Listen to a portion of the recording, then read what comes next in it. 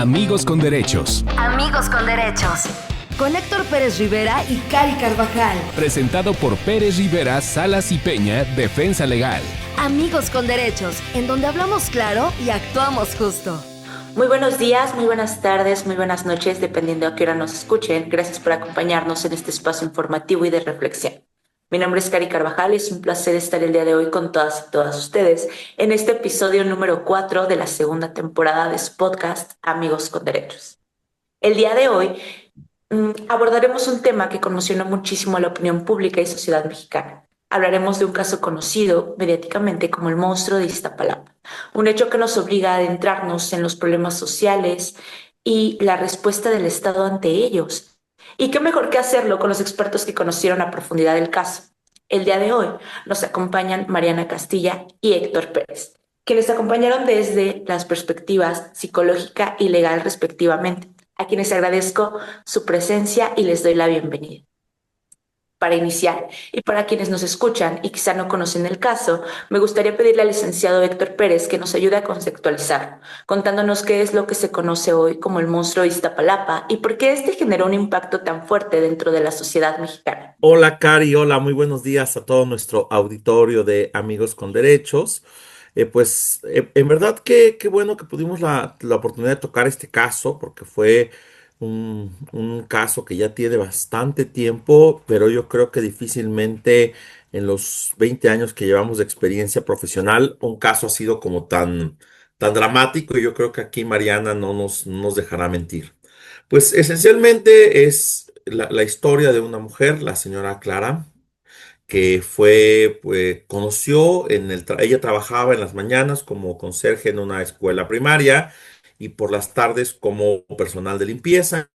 En esta mueblería conoció a Jorge Antonio Iniestra, un sujeto que decía que trabajaba ahí por hobby, porque él era un contador muy próspero, pero que además tenía empresas y que pues era un tipo que él le decía mucho a Clara y que él era de la clase media, ¿no? Él había estudiado y entonces pues él estaba ahí por ver qué se sentía, ¿sabes? Ser pues trabajador, ¿no? Entonces conoció a Clara. Al poco tiempo a él lo despidieron de la mueblería porque lo encontraron robando.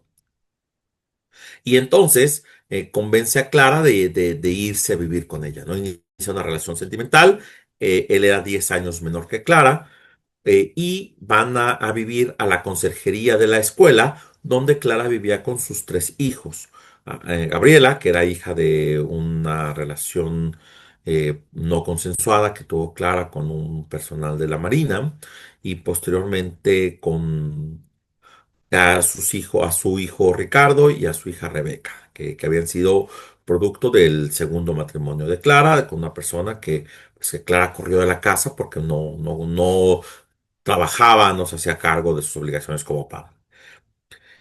Al tiempo va este sujeto enamorando a Clara y como envolviendo a la familia, diciéndoles pues que les iba a abrir el mundo, ¿no? Que porque ellos eran personas muy ignorantes. Esto es lo que decía este sujeto.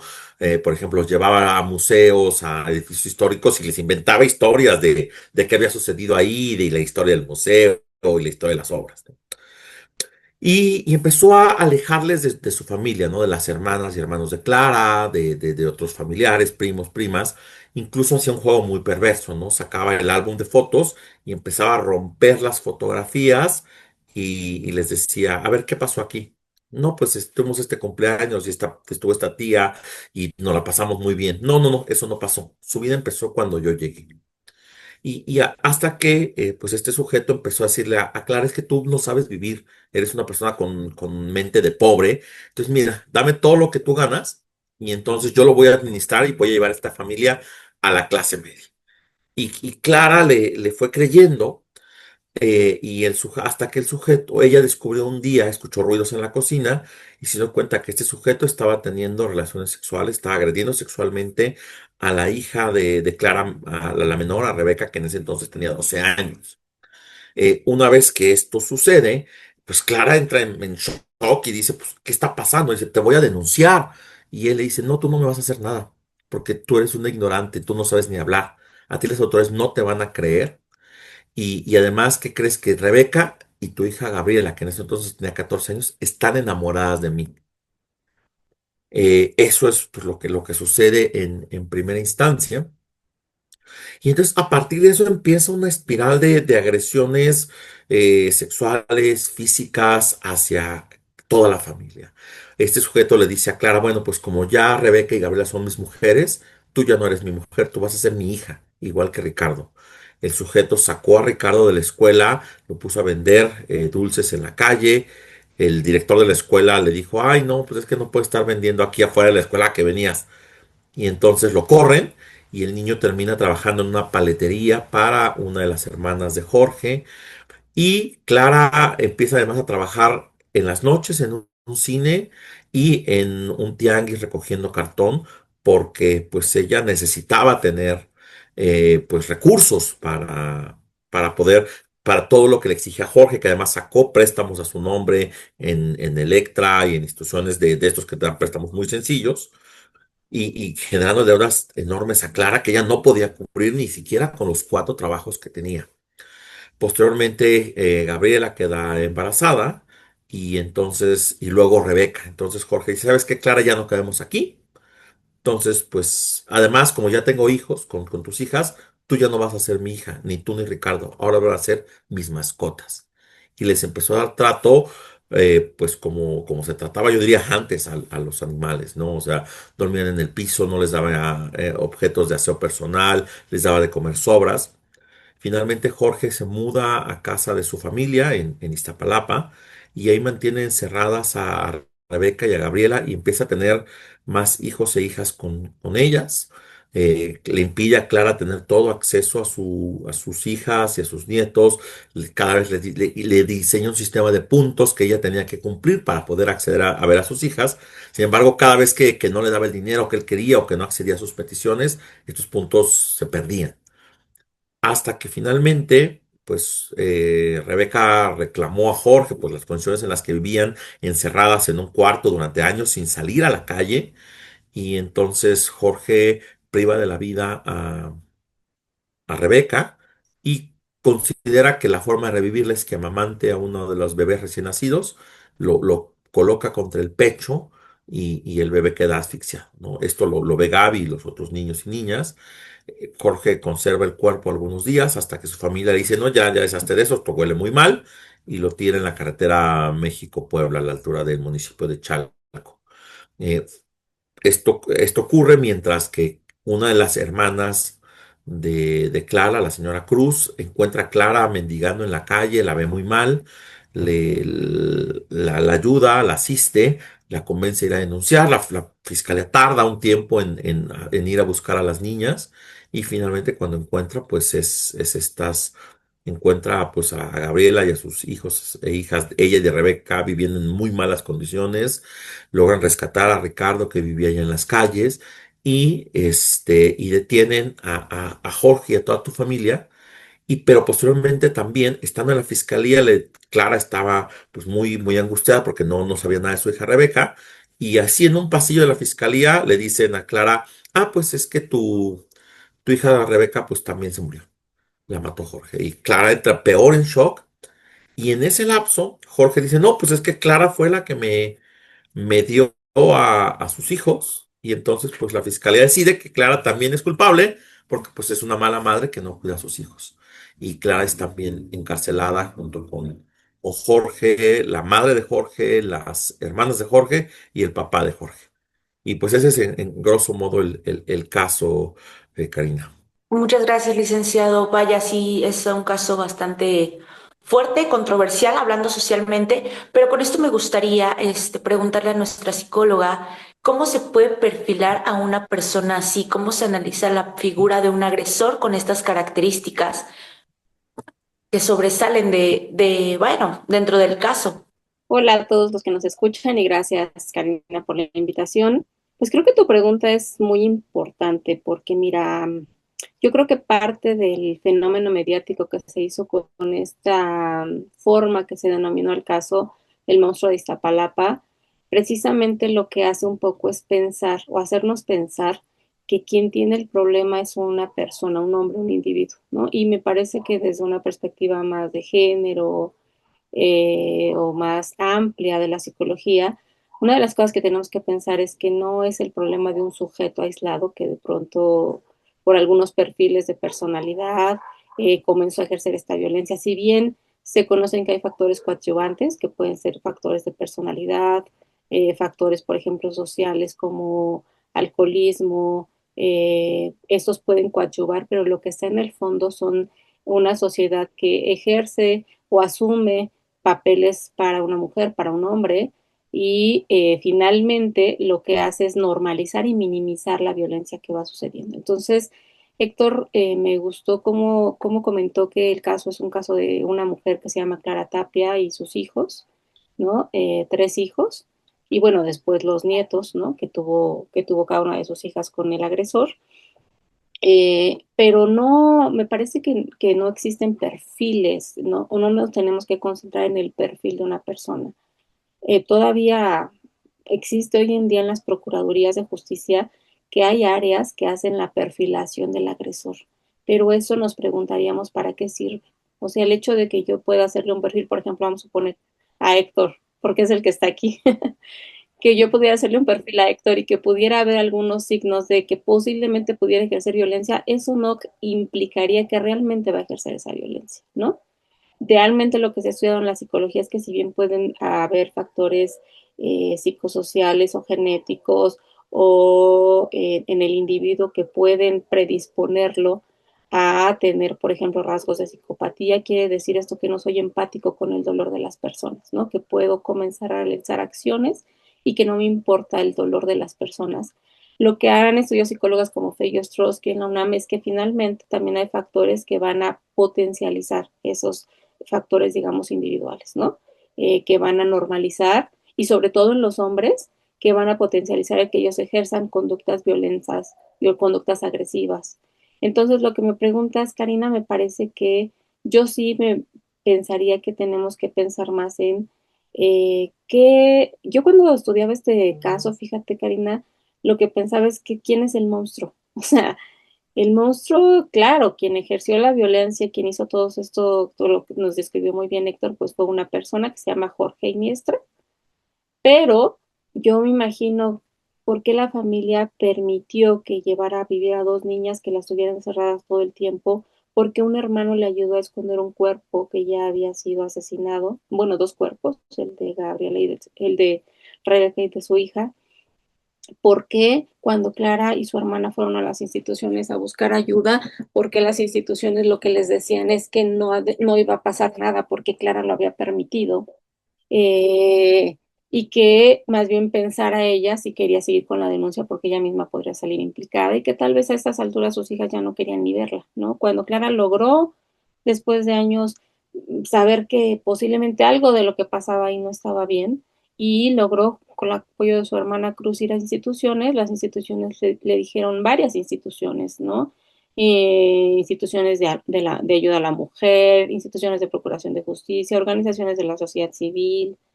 Cuando el caso llegó a la Comisión de Derechos Humanos, que es donde yo lo conocí, donde yo trabajaba en ese momento, también hubo un cuestionamiento si realmente había que hacer la defensa de ella o no. Entonces, vas a decir, ya te abriste sobre la pregunta que te hice Mariana, pero lo que creo es que no, yo sí creo que no existen perfiles que uno pueda conocer y decir, este va a ser quien va a ejercer violencia. Hay muchos factores que además de el individuo, digamos, ese individuo como aislado, pues pueden predisponer a que existe este tipo de violencia, ¿no? Entonces, yo creo que sí particularmente en hombres, por ejemplo, pues se van socializando en una dificultad de regulación emocional, en una baja tolerancia, digamos, a la crítica o a que puedas hacerles alguna crítica de las conductas que despliegan, como que externalizan la responsabilidad, siempre la responsabilidad está en el otro, ¿no? Ella me provocó, ella hizo, ella se vistió así, y bueno, en factores más, digamos, como el de Jorge Miestra, pues su empatía limitada, es decir, y rasgos posiblemente narcisistas. Pensemos ya en esto que a veces nos gusta en la psicología ponerles estos términos, pero eso solo creo que son factores coadyuvantes, que el problema está en estas relaciones de poder que normalizan y minimizan la violencia. Oye, Mariana, pero a ver, tú y yo conocimos a Jorge, de hecho, lo conocimos, yo te conocí en el juicio del caso de Clara y Jorge, y yo recuerdo estas actitudes que tenía Jorge, ¿no? Que de repente se molestaba en las audiencias y él decía que él quería ser tan famoso como el monstruo de Viena y que por qué no había cámaras de televisión filmando su juicio y por qué no él tenía esta fama, ¿no? Y entonces, y claramente era un sujeto, pues, que tiene esta gran capacidad de manipulación, ¿no? Incluso nos comentaban que en el reclusorio él también ya había empezado a manipular a otros internos. ¿No será Jorge o no un auténtico sociópata? Es decir, una persona que claramente interiorizó valores totalmente contrarios pues, a los de la sana convivencia. Sí, yo creo que, o sea, te digo, si nos vamos a un ámbito, digamos, más clínico, con el análisis de estos perfiles, incluso pensamos de asesinos seriales, pues una de las cosas que más vamos a encontrar es estos rasgos sociópatas y narcisistas, ¿no? ¿Qué quiere decir esto?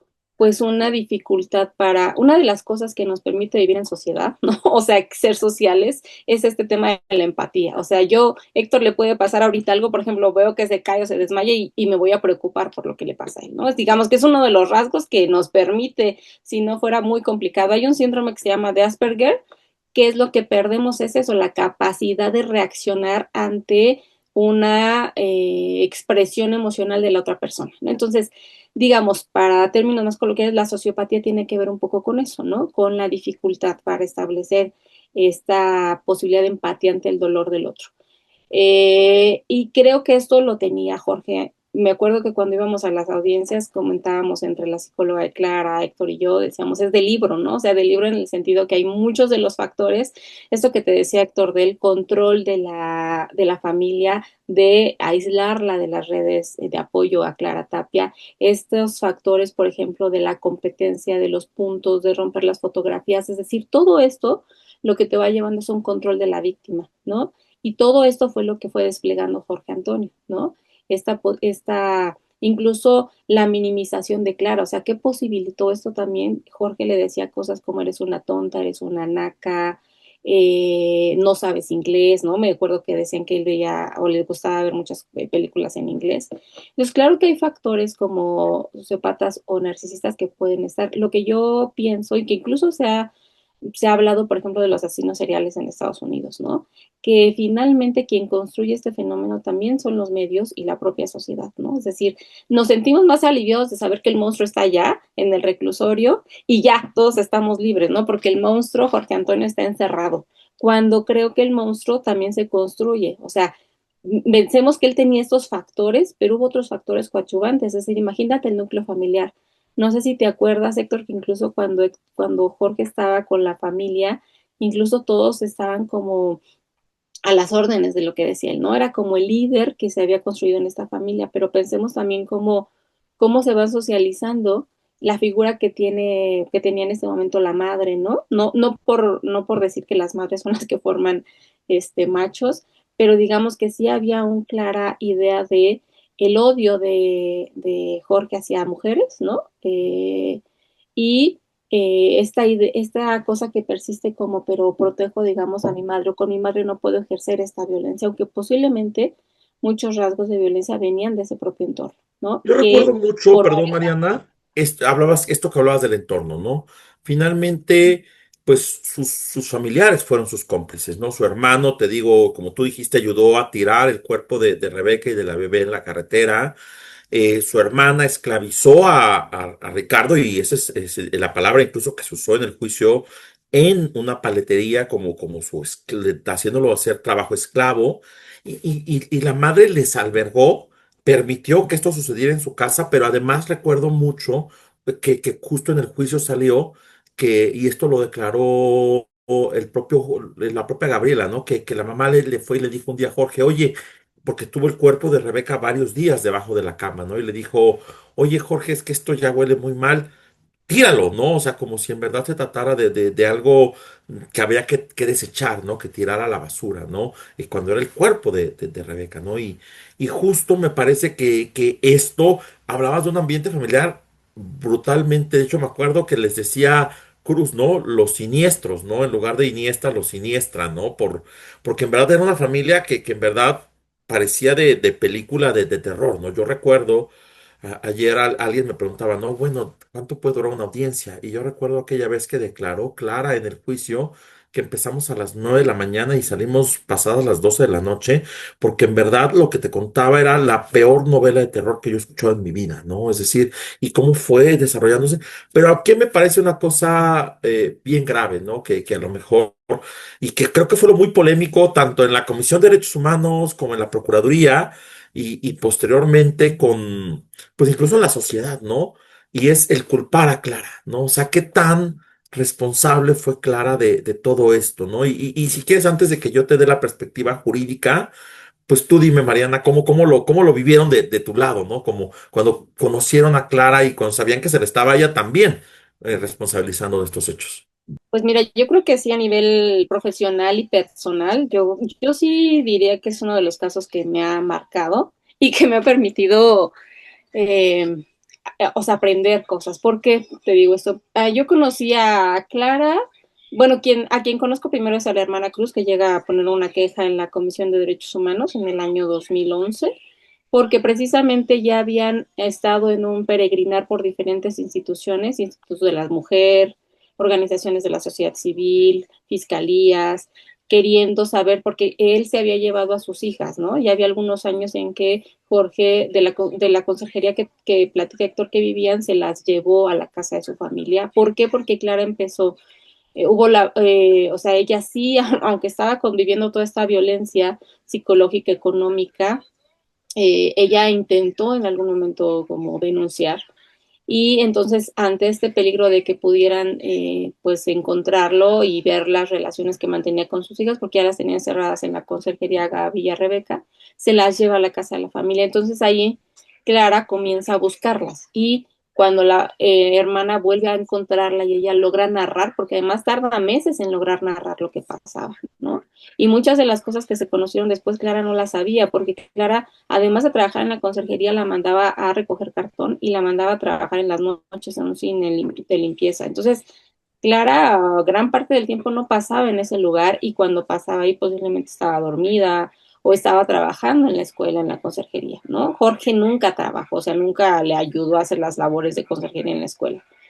Entonces, cuando realmente logra narrar lo que pasaba ahí y su hijo Ricardo, que él sí permanecía con ella, logró escapar en un momento cuando estaba Jorge, pero luego regresa a vivir con ella, pues entre los dos logran armar un poquito el rompecabezas, ¿no? De cosas que veía Ricardo, que no veía Clara, y la hermana comienza a entender, van a diferentes lugares y no les ayudan para ir a buscar a sus hijas, porque Clara sabía pues expuesto, siguió un día a Jorge Antonio porque él iba a cobrar el dinero que ella tenía todavía, y entonces un día lo sigue y lo encuentra donde vive, y es donde Clara se da cuenta que no vivía en este lugar, que no era de la clase media, que no era toda esta narrativa que le había dado Jorge, entonces lo sabe dónde vive y pregunta por sus hijas, de hecho toca y pregunta por sus hijas y no se las dejan ver, y entonces a partir de ahí se sabe, porque no se conocían, pues ella nunca supo dónde vivía, quién era su familia,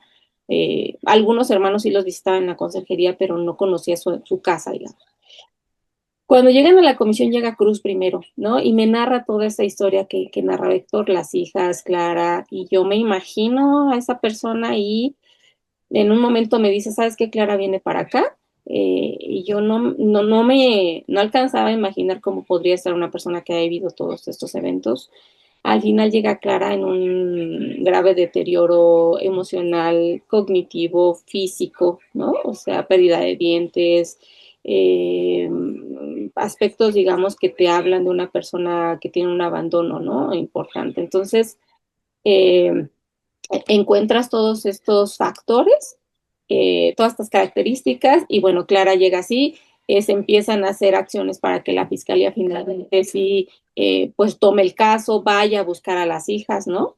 Me acuerdo que en ese entonces quienes eran bueno, digamos, los que tomaban ciertas decisiones ahí en la comisión, visitadores generales o directores, pues decían, pero a estas alturas ya, ¿qué va a encontrar, no? O a estas alturas ya, ¿para qué se preocupan por las hijas? Habían pasado años, o sea, las hijas de ser unas niñas eran unas jóvenes adolescentes, se suponía que las dos estaban vivas.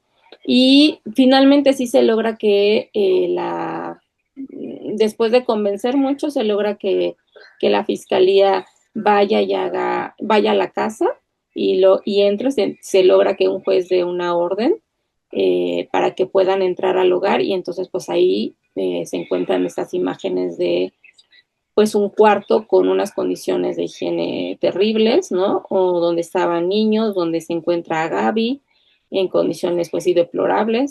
Eh, no se encuentra a Rebeca, ¿no? La otra niña, y entonces a partir de ese operativo se dimensiona, porque antes de ese operativo no lograbas, aunque Clara te narraba lo que pasaba, creo que ninguna institución lograba dimensionar esto. Entonces, eso es lo que pasa, sin embargo, las instituciones no logran eh, articular una idea de quién es la víctima. Había unas dudas de si Clara era una víctima. No sé si te acuerdas un poco, Héctor, cuando Héctor toma el caso y el equipo de abogados con el que estaba Héctor, Carla y David, toman el caso, es porque son los únicos. Ahora se va a escuchar como raro, ¿no? Pero son los únicos que decidieron hacer una defensa de Clara. Recuerdo que una de mis jefas, una persona experta en derechos humanos, que tú podrías pensar que se tenía una perspectiva de género, dice, pero es que no es un caso de Clara, es un caso de unos niños maltratados, o sea, no es el caso de Clara. Y Clara es, o sea, también había esa idea de que era una persona que había ejercido, ahora era también responsable. Y me acuerdo una frase que me quedó mucho, que me decía, nadie va a defender a Clara, o sea, ninguna organización se va a aventar a defender a Clara, porque ya había todo este juicio mediático sobre ella, Sí, ya aparece estaba este la historia programa de ella la exhiben en medios de detrás comunicación. del mito. Ajá, está el programa de la historia detrás del mito y todo esto, ¿no? Cari, Pero perdón. justamente con esto, Héctor, ¿cuáles son los retos que se enfrentaron como grupo para acceder a la justicia, para justamente tomar este caso que, como menciona Mariana, se vuelve tan relevante, que no creían que era una víctima? ¿Cómo a qué se enfrentan y qué hay dentro del proceso, de un proceso tan fuerte como este?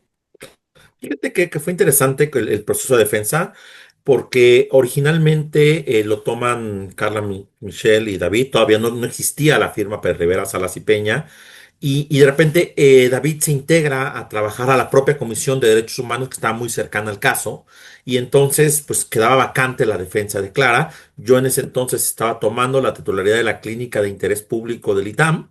Y me piden que tome el caso y evidentemente digo que sí, y entonces yo ya conocía el caso por medios, había estado dándole seguimiento y me pareció una injusticia terrible. Entonces el primer reto era convencer, porque aparte el juez de la causa había aparecido en medios de comunicación sentenciando previamente a Clara y diciendo esta mujer hizo cosas terribles. Entonces convencer a quien ya había dicho públicamente que iba a sentenciar a Clara era ir con pues a contracorriente. Y entonces lo que hicimos fue armar una serie de valoraciones en psicología, en trabajo social, que lo que decían es que, porque el tema a Clara se le acusaba de por qué permitió que eso le pasara a sus hijas, ¿no? Porque de una madre se espera pues que sea así, esta madre coraje, esta madre heroica, que pone el pecho a las balas para proteger a sus hijos de cualquier monstruo, ¿no? Y entonces tuvimos que explicarle al juez a través de una serie de periciales en psicología, pues que no, que Clara no tenía las herramientas psicoemocionales para poder enfrentar esta situación, para poder protegerse siquiera a ella misma y mucho menos a sus hijas e hijos. Entonces, justo eso fue complicado y el juez y la fiscalía decía que no, que a Clara la fiscalía le entrevistó 20 minutos y con eso le hizo un diagnóstico. Y entonces nosotros le dijimos al juez, oye, es que esta valoración no tiene pies ni cabeza y ahí gente como Mariana fue clave para decir, a ver, esto no tiene sentido, ¿no? No se puede hacer un diagnóstico así y menos en ese tiempo. Y entonces existía en ese entonces la llamada figura del perito tercero en discordia, y entonces se buscó en toda la ciudad alguna perito de una institución pública que quisiera dictaminar el caso. Pero encontramos a un hombre, hay que decirlo, en este caso, varias mujeres veían el caso y decían, no, no, no, yo no voy a defender a una mujer que le hizo esto a sus hijos. Entonces finalmente fue un perito de la Secretaría de Salud el que dictaminó el caso y dijo, sí, claro, lo que dice la defensa tiene razón, Clara no tiene herramientas para proteger a su familia. Y entonces En ese contexto, este, pues lo que le dijimos al juez es, pues Clara no se le puede exigir una defensa y una protección y cuidado de sus hijos cuando no lo puede hacer ni ella misma. Claro, Y y se en habló ese mucho de este sentido, estereotipo de la mala madre, ¿no? Que está usando la justicia. Sí, perdón, Cari. no, adelante, decía que en ese sentido, ¿qué papel jugaría la perspectiva de género, los derechos humanos ante casos de violencia extrema como este? Porque nos mencionaba Mariana que era algo también estructural. En ese sentido, legalmente, ¿qué papel juega y cuál es la forma de abordaje para situaciones así? Pues no sé, Mariana, si tú quieres ahí contestarle. Mira, una frase que estuvo en porque este caso fue, o sea, se generó una recomendación de la Comisión de Derechos Humanos por la mala integración de la investigación que hizo la Fiscalía. Y uno de los factores importantes es que la psicóloga que hace el primer peritaje, precisamente, como dice Héctor, en poco tiempo, pero además eh, integra estereotipos de género. En el peritaje ella dice que Clara Tapia no cumplió con su rol materno, ¿no? Así tal cual lo dice en el peritaje. Cuando el peritaje, si tú lo miras, habla de la vulnerabilidad previa de Clara, de que había estado expuesta a otros eventos de violencia con el padre de sus hijos, ¿no? Clara estudió en la Marina y Clara ahí en la Marina mantiene una relación con un compañero, Clara queda embarazada y expulsan de la escuela a Clara, pero al compañero que la embarazó no, y Clara tiene que hacerse cargo de su hija, que es Gabriela, la primera hija de ella, sola. Clara había logrado hacerse responsable de sus hijos, con el padre de sus dos hijos, Ricardo y Rebeca, vive violencia, y todo esto lo documenta la psicóloga en el peritaje, pero al final cuando él hace el análisis, esos factores no le importan a ella y solo lo que dice es que Clara no cumplió con su rol materno, que lo que dice Héctor, lo que después encuentras en los impactos de Clara es precisamente estos sentimientos de culpa, vergüenza y de sentir que realmente ella no cumplió con lo que tenía que cumplir. Y fíjate que la defensa legal pues tuvo que ver con este punto en particular. Clara no tenía las condiciones para cumplir el papel que socialmente se le exigía porque no se había visibilizado todo el contexto de violencia, no solamente, digamos, violencia por parte de sus agresores, del padre de sus hijos y del abandono primero que tuvo del primer padre de su hija que no se hizo cargo, porque además en todo esto nadie preguntó por el padre de los hijos, o sea, era por qué Clara no se hizo responsable, pero nadie preguntó por el padre de Gabriela, por el padre de Rebeca y por el padre de Carlos, dónde estaban y por qué no estaban cuidando a esos niños. Eso nunca se lo preguntó nadie, ni el juez, ni la secretaria de acuerdo, ni la fiscalía, nadie se preguntó, sino era porque Clara, si tú haces un análisis de Clara antes de todo este despliegue que hizo Jorge, ¿no? Del control de la manipulación, del chantaje, del engaño, de la violencia, porque necesitó un escenario para después desplegar violencia física, pero si tú haces un análisis de todo esto, antes de eso, Clara había logrado tener un trabajo, tenía ahorros, había logrado que sus hijos estudiaran, sus hijos tenían buen promedio, o sea, no encontrabas previo a eso una situación donde los niños estuvieran desprotegidos, ¿no? Fue parte de esta violencia que desplegó, donde Clara fue una víctima más, o sea, desplegó violencia contra ella, el simplemente violencia patrimonial de llevarla a que trabajar y todo esto, bueno, la perspectiva de género, entonces, la Comisión de Derechos Humanos emite una recomendación porque no hubo esta mirada, se favorecieron estereotipos de género sobre Clara, y esto es como nos invisibilizó a ver realmente las cosas, ¿no? Ya estos estereotipos que tenemos socialmente, esta normalización de la violencia, porque fíjate que lo que decía el juez, ¿no? Ahí están, en la recomendación están todos estos documentos, ¿no? Estoy diciendo lo que no son públicos en la recomendación de la Comisión de Derechos Humanos. Eh, el juez dice que no encuentra violencia en Clara porque no tiene marcas físicas de violencia. Entonces, como no tiene marcas físicas de violencia, Clara pudo haber hecho algo, pudo haber salido. Y fíjate que lo que nos implicó un mayor reto para que acompañábamos desde la parte más, a mí me tocó desde la parte más psicosocial el acompañamiento, pero su psicóloga que iba a darle sesiones semanales a Clara en el reclusorio y como bien dice los peritos del Tribunal de Justicia, Héctor, lo que lograron dimensionar es que la violencia desplegada contra Clara principalmente había sido psicológica y las secuelas graves que tenía esa violencia, pero para el juez y para la perito es que Clara no tiene golpes, o sea, las hijas tienen golpes, Gabriela tiene golpes, Rebeca fue asesinada, pero Clara no tiene golpes y parecería que esto quiere decir que ella no fue víctima de violencia. sea, cosas absurdas que hoy, Y bueno, hoy una escuchamos más en supuesta folclore. psicóloga, perdón, Mariana, supuesta especialista en derechos humanos, que luego ha ocupado espacios importantes en temas de derechos humanos, ¿no? La que hizo esta dictaminación. Y incluso ya para ir cerrando, porque se nos acaba el tiempo, finalmente, afortunadamente, Clara fue absuelta, se le reconoció como víctima, y posteriormente, ya en la segunda instancia, hay una sentencia bien interesante de la sala penal que conoció del caso que reconoce el derecho de ella, su hija Gabriela, su hijo Ricardo y sus nietos a recuperar un proyecto de vida, ¿no? Es una sentencia ejemplar. El juez recula, absuelve a Clara, la libera y la reconoce como víctima y posteriormente en la segunda instancia. ¿Y qué pasa con la familia de Jorge? Se absuelve al padre de Jorge porque él pues ni siquiera vivía ahí, solamente el día que los detuvieron estaba de visita. Y finalmente se condena a Jorge, a sus hermanas, a su hermano y a él a una cantidad tremenda de represión. A Jorge le dan como 320 años de cárcel. Le decíamos coloquialmente, le vaciaron el código porque pues cometió prácticamente todos los delitos que existían, ¿no? Trata de personas, esclavitud, homicidio, todavía existía el tipo penal de feminicidio, explotación laboral, Violencia secuestro, familiar. ajá, violencia familiar, es decir, todos los delitos habidos y por haber. Y finalmente, pues en eso termina el caso, ¿no? Pero justo una vez me dijo la psicóloga clínica de Clara, me dice, es que Clara es el equivalente físico a que una persona la atropellara un camión. Es decir, por más terapia, y por más todo, la afectación es permanente, ¿no? Y eso creo que es algo que costó mucho trabajo comprender, ¿no? Y luego todavía hay gente que nos reconoce y dice, tú llevaste el caso del monstruo de Iztapalapa, ¿no?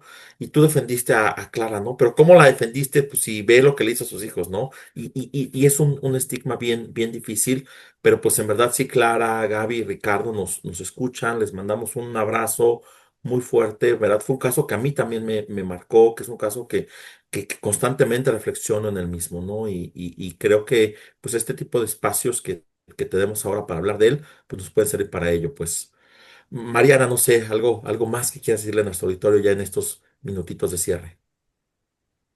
No, pues yo creo que este espacio es muy importante porque creo que es un caso del que tenemos que seguir hablando. Efectivamente, como dice Héctor, me he encontrado con personas que me dicen todavía que genera un debate, es decir, hay personas que sostienen que Clara no es una víctima, ¿no? Que, que entonces posiblemente nos siga haciendo falta formarnos más, tener esta mirada, esta perspectiva de género, arriesgarnos, porque yo creo que el equipo jurídico que conformaron en ese momento Carla, David, Héctor, pues se arriesgaron, ¿no? A llevar la defensa de un caso.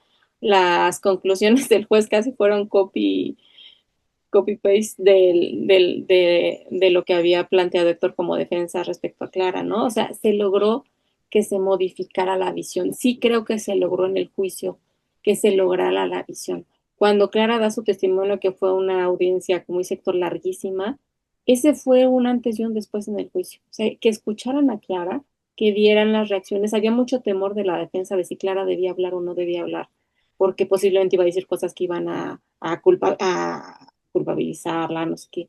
Pero se indicó, se acordó en el equipo, fue un acuerdo, me parece, una estrategia psicojurídica, que Clara hablara, ¿no? Y creo que eso, y además obligaron a que el juez estuviera, porque casi solo estaba la secretaria de acuerdos en todas las audiencias, y me acuerdo que se fue avanzando para que el juez escuchara y estuviera presente toda la audiencia.